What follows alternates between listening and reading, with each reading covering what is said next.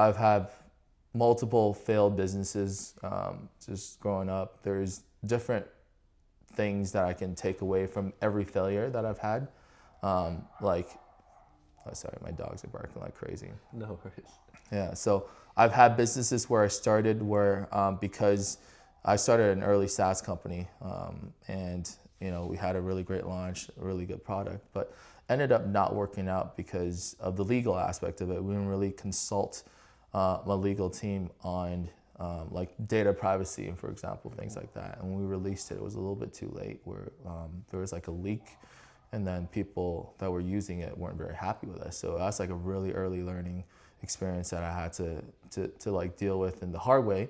And also I've learned very early on that every partner that you have to partner with has to hold their own in some aspect. So the most important thing in building a company and startups, or even just small businesses, is every partner that, first of all, you can't do everything on your own. Number two is every partner that you partner with has to be able to do something that's better than everybody else, right? So for example, if you're a business person, you have to be better at numbers than everybody else. But then if you're really good at something else and somebody else comes in and they do exact same thing that you do, like, you guys are not going to be a good fit, right? So you got to find the right partners that align not only a skill set, but also value-wise. So I've had multiple businesses where it's not the best fit, and we ended up parting ways and not being able to remain friends after, which is like the worst part, right? So there's also mistakes that I've made in the past where I don't know if you played poker. A couple of times. Yeah. So in poker, there's a term called tilt, and tilt comes usually when you lose a big pot, and then you let it get to your head and you start like punting off. Like, Donnie is a very experienced tilter and punter in poker, because he loses a big pot, he freaks out, and then he just loses everything else. Mm-hmm.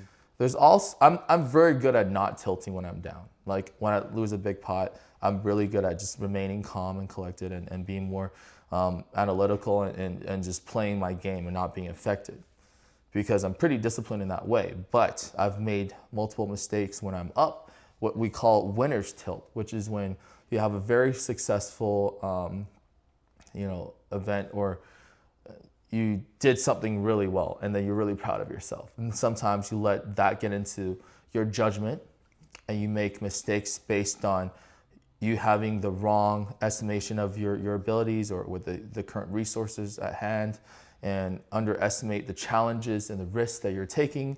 And I've made multiple mistakes in that area, where in a previous business that I was in, we had a very successful event, and it was such a big accomplishment that me and the entire team and my partners I've led. I take main responsibility because I was the leader of that company, and I decided to make a decision that I regretted for the rest of the last 3 years, because I was on winner's tilt, and it took on a project that was kind of too hard for me to handle, especially me knowing the economic downturn that was coming in late 2022 going to 2023. So I've made mistakes like that because I was kind of like blindsided by my own success.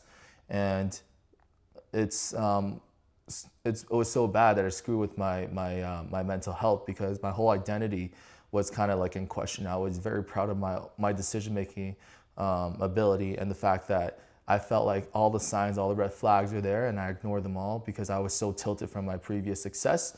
That's what I learned from it. And I was very, I always feel so lonely too when you know you've made the wrong decision, and you failed over and over again. And every time you fail, you're like, oh, wish I could have done that. But the way I see it in life is every time you fail, if you can learn something from it, it's really like Pokey, which is a very prominent creator in the Pokemon TCG space. He runs a multi-million-dollar Pokemon company. He made a video about it that I really, really like. He put it into words that I couldn't have put into, and exactly what I want to say. He's like, the success is like a combination of failures, and he was like, I got super successful in my current business because I failed over and over and over again in his previous 12 businesses. And he took away one thing from each failed business. Like, he had a failed e-commerce business, he learned how to build a website. He had a failed business selling stuff, he learned how to sell stuff. And then he pieced them all together into his current business, Pokey, and now he's selling over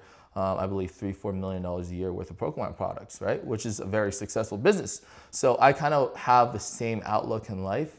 Don't be afraid of failure, and as long as you can learn from every single one of your failures. I have like 1 or 2 lessons that I take from every single one of my failures that I take with me for the rest of my life. And it's almost like a superhero in Marvel movies, like growing up and learning how to control and discover their powers in a way.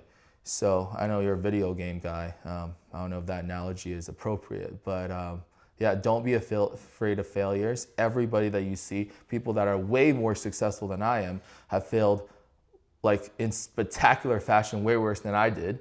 And some of them talk about it, some of them don't talk about it, but I want to kind of like talk about it myself and be open about it so the people that are going through the same process don't feel like they're alone and they're the only ones that are going through it, because we all do.